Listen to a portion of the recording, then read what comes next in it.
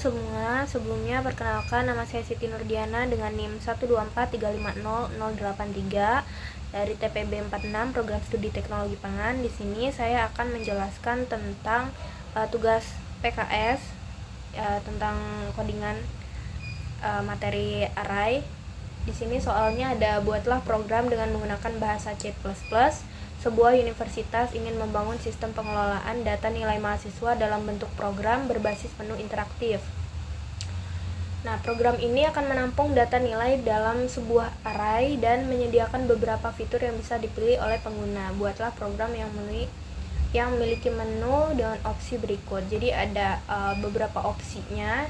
Yang pertama itu ada tambah nilai siswa. Jadi pengguna diminta untuk memasukkan jumlah data yang ingin ditambahkan dalam N dan kemudian masukkan nilai-nilai tersebut. Nilai akan langsung dimasukkan ke dalam array.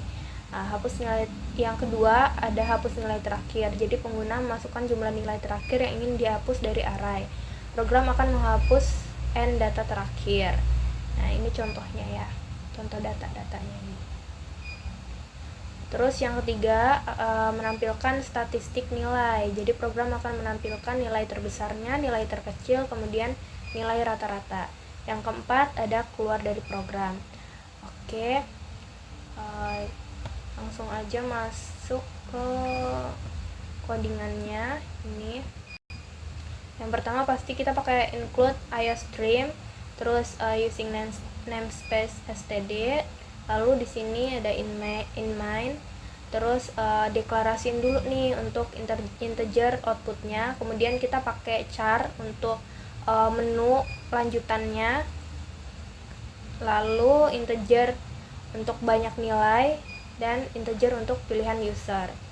Nah, terus masukkan cout-nya. Cout-nya itu jumlah data yang ingin ditambah. Jadi misal jumlah data yang ingin user tambahkan itu 5 data, sebanyak 5 data. Nah, ini jenis array-nya. Kenapa array-nya tuh di awal? Karena nanti kalau kita masuk ke rumus yang kedua, itu pilihan yang kedua itu kan aneh ya, menghapus data tapi datanya belum ada, maka dari itu masukkan dulu datanya di awal gitu. Terus chain-nya itu banyak nilai, kemudian integer nilai mahasiswa, nilai mahasiswa ya banyaknya nilai tersebut.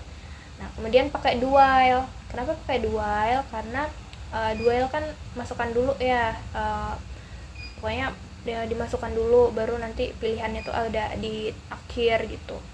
Nah, di sini ada cout. Silakan pilih nilai fitur berikut. Jadi pengguna tuh nanti disuruh milih di antara 1 2 3. Yang pertama ada tambah nilai, hapus nilai terakhir, dan statistik terbesar, terkecil serta rata-rata. Kemudian chain-nya nanti pilihan user. Pilihan usernya tuh ada angka 1 2 3 ini. Kemudian pakai if pilihan user. Nah, jika pilihan usernya itu adalah 1, maka tambah nilai kan. Nah, tambah nilai berarti di sini for atau rumusnya itu begini. Outputnya sama dengan 0 karena rentang nilainya dari 0 gitu. Banyak nilai, jadi output banyak nilai dikurang min 1. Kenapa min 1? Karena output kan dari 0 gitu ya. Jadi misal ada maksudnya rentang nilainya kan dari 0 gitu. Jadi misal ada rentang nilainya tuh 5 gitu. Nilainya tuh 5 berarti rentangnya kan 0 sampai 4 kayak gitu. Nah, chain-nya itu ya nilai mahasiswa tersebut. Kemudian for output sama dengan 0, sama aja. Jadi ini part 2-nya ya. Nah, yang pertama kita kan pakai if else. Terus habis itu pilihan usernya sama dengan 2. Itu maksudnya jika pilihan usernya itu opsi kedua guys, yang artinya dikurangi nilai terakhir. Nah, jadi rumusnya itu banyak nilai sama dengan banyak nilai dikurangin 1. Kenapa dikurangin 1? Karena kan kita mau dihilangin nih nilai satunya. Nah, jadi pakai itu guys. Di situ for rumusnya output sama dengan 0. Output lebih kecil dari sama dengan banyak nilai dikurangin 1 karena mau ngurangin 1 nilai. Terus output plus plus. Terus cout-nya yaitu nilai mahasiswa itu sendiri outputnya itu. Jadi seperti itu ya guys. Jadi bagian kode ini aktif kalau pengguna milih opsi nomor 3.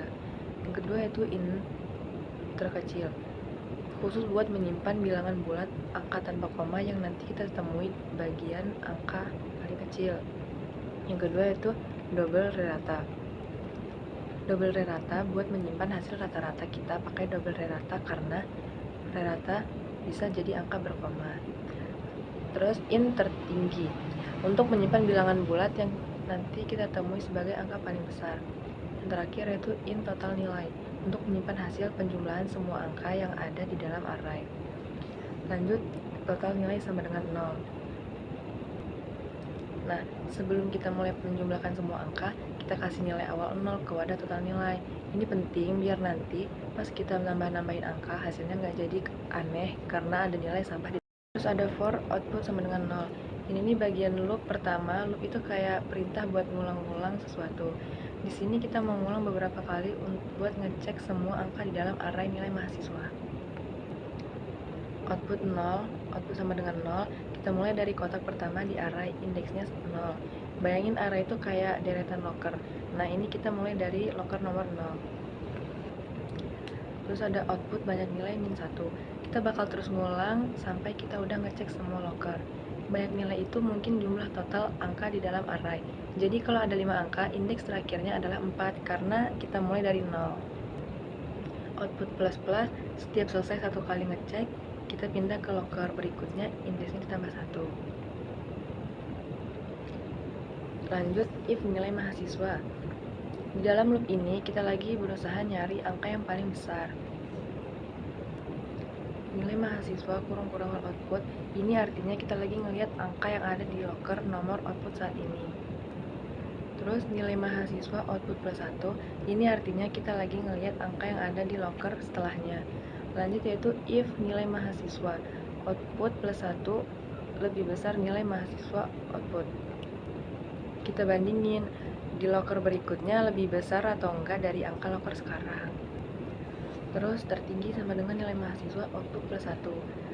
Berarti angka yang lebih besar itu sementara kita anggap sebagai angka tertinggi. Kita simpan di wadah tertinggi. Terus ada LC tertinggi sama dengan mahasiswa output. Artinya angka sekarang lebih gede atau sama. Ya, angka yang sering kita anggap sebagai angka tertinggi sementara. Di bagian ini ada potensi masalah.